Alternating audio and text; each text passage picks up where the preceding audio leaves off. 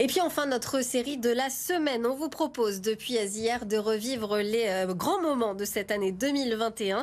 Aujourd'hui, on se concentre sur la politique. Quels ont été les événements les plus marquants cette année? La réponse, c'est dans notre rétrospective à signer Pauline Tugent. Sans grande surprise, Laurent Wauquiez, président Les Républicains d'Auvergne-Rhône-Alpes, a été réélu à la tête de la région en juin dernier.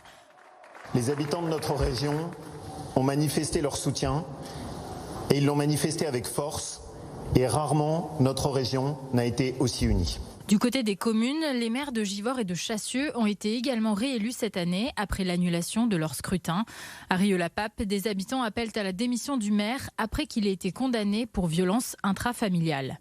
Derrière des affaires personnelles, on essaye de créer une grosse manipulation politique. À la métropole et au Citral, les relations se tendent entre la majorité écologiste et l'opposition qui dénonce un manque de dialogue avec Bruno Bernard. C'est une forme de mascarade, c'est un déni de démocratie et c'est pas à la hauteur de la métropole et on ne fait pas avancer les projets uniquement de manière partisane. Parmi les mesures initiées par la métropole et le Citral cette année, on retiendra la création du revenu solidarité jeune, la baisse de l'abonnement TCL pour les étudiants et l'encadrement des loyers.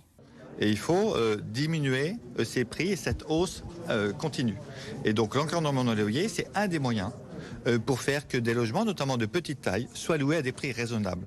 À la mairie de Lyon, Grégory Doucet essuie aussi quelques polémiques cette année, lorsqu'il réintroduit temporairement un menu sans viande dans les cantines en février par exemple, ou encore lorsqu'il supprime le foie gras des réceptions officielles. Parmi les actions de la mairie à retenir cette année, l'annonce d'un plan 0 enfant à la rue, la signature d'une charte des droits des sans-abri, le lancement d'un programme contre les perturbateurs endocriniens dans les crèches notamment et des opérations de piétonisation du centre-ville.